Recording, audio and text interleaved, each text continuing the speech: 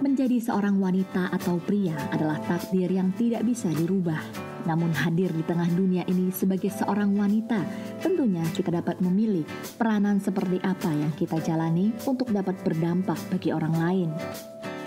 Dalam episode Good News hari ini hadir seorang wanita luar biasa, Christina Maria, seorang ibu dari 3 orang anak, pengusaha sekaligus seorang pribadi yang sungguh mengasihi Tuhan. Bukan hanya sukses di dunia usaha, Christina Maria juga berhasil berperan sebagai seorang ibu bagi anak-anaknya. Penasaran dengan episode kali ini? Mari kita saksikan selengkapnya hanya di Good News program. Good. Nah, sekarang kita mau belajar dari Ibu Christina untuk membesarkan anak-anak sampai dengan hari ini. Tentunya perjuangan Ibu juga tidak mudah ya. Nah, bisakah Ibu ceritakan bagaimana sebagai orang tua, apalagi single parent, memastikan bahwa anak-anak ini tumbuh dewasa dengan baik, ya, dan mereka nggak kekurangan, tapi lebih daripada itu mereka mengenal Tuhan. Itu bagaimana, Bu? Karena saya selalu mengajarkan pada mereka ini, jadi saya bilang hidup mami, masa lalu mami itu adalah satu hal kebodohan. Karena mami tidak mengandalkan Tuhan lebih dulu, jadi selalu mengandalkan pikiran kita sendiri. Walaupun orang melihat itu berhasil, tapi yang mengerti mami. Kalau sekarang itu saya mendapatkan sukacita yang luar biasa. Jadi keberhasilan itu relatif ya. Tapi saya merasa saya sangat berhasil karena anak-anak saya juga udah dipulihkan semua dekat dengan Tuhan, dan itu oleh karena lutut saya selalu memohon, karena tanpa campur tangan Tuhan tuh nothing. Gitu. Apakah anak-anak sempat nakal sebelum dipulihkan? Ya memang ya begitulah. Oh, kamu ketawa-ketawa kayaknya kamu yang nakal deh. Iya. Semua ada ininya.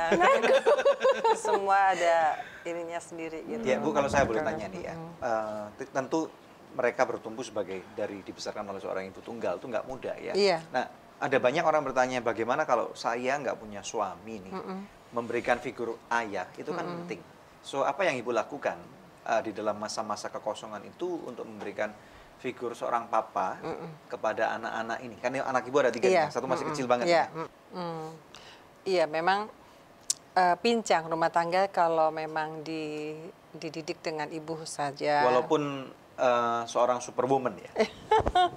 Ya begitulah Pak, nggak ada. Jadi memang Tuhan memberikan ayah dan ibu itu memang punya maksud gitu. Karena kan saya tidak bisa memerankan 100% seperti ayah Ya, gitu. betul. Gitu. Jadi ya karena sudah terlanjur saya begini ya, saya harus bisa gitu. Jadi saya hanya memberikan kekuatan buat anak-anak saya. Jadi ayah kamu yang sesungguhnya itu adalah Tuhan Yesus gitu.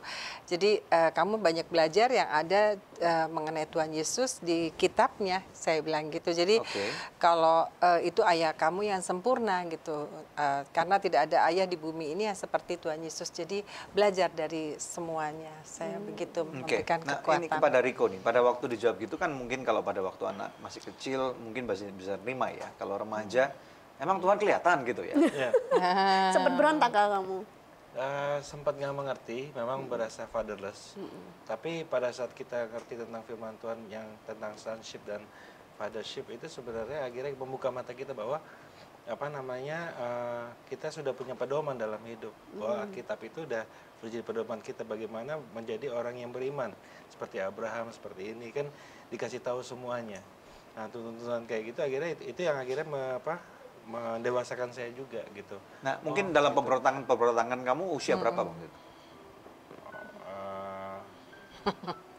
21 lah. 21-an. Ya. Oke. Terus kemudian di dalam pemberontakan itu sebenarnya yang kamu cari apa?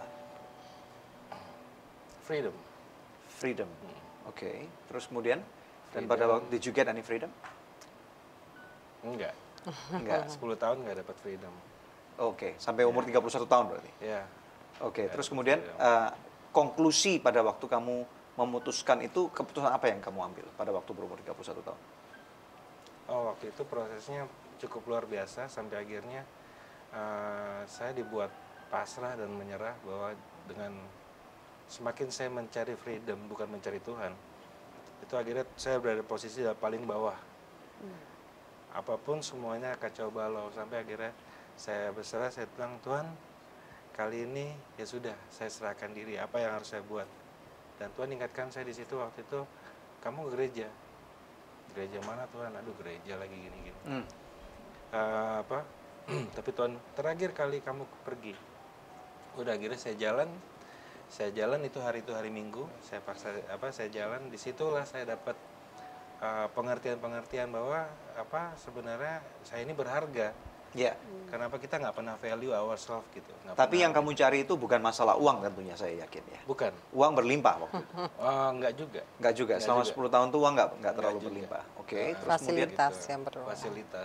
fasilitas yang berlimpah. Iya. Oke. Nah, kemudian Ibu dalam mengisi kosongan 10 tahun hidup dia, struggle apa yang Ibu hadapi pada waktu itu? Iya, pada waktu itu saya bingung, yang mana saya dahulukan gitu. Karena kerjaan saya kan semakin hari semakin, saya tadi bilang, saya dibilang manusia semakin berhasil. Apa yang saya jalanin, saya kerjakan itu semua kok bagus gitu dan menghasilkan gitu. Jadi saya sudah kejebak di sana, saya harus bagaimana gitu. Ya memang saya banyak kurang perhatian sama anak-anak. Ya saya hanya berdoa, saya minta Tuhan tolong, saya lagi repot ini, repot itu. Tapi ya memang waktu itu nggak mengerti saya harus bagaimana. Cuman Tuhan tolong Riko, Tuhan tolong Mika gitu aja gitu. Wow. Oke. Dan kemudian bagaimana caranya Ibu mulai berani untuk melepaskan kendali untuk ada pada anak-anak ini akhirnya? Ibu bisa ceritakan.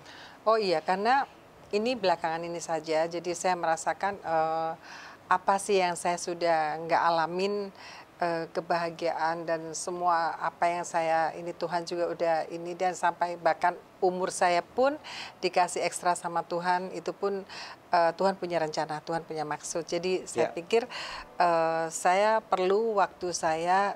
Jadi kalau saya ikutin kerjaan kan nggak ada habisnya. Saya pikir saya bukan hanya berdoa saja, tapi saya bagaimana mendekatkan diri dengan Tuhan gitu, mendekatkan diri dengan Tuhan, dan saya memberikan pelajaran buat anak saya untuk membantu bisnis saya ini gitu. Jadi saya pelan-pelan saya lepas, saya memberanikan, saya ajarkan ke Mariska gitu, dan saya mencoba mendekatin Tuhan lebih ini lagi. Hai pemirsa, Anda diberkati dengan episode yang baru saja Anda saksikan. Jangan lupa subscribe di channel YouTube kami, oke? Karena masih ada begitu banyak episode Good News lainnya yang pasti akan memberkati kehidupan Anda.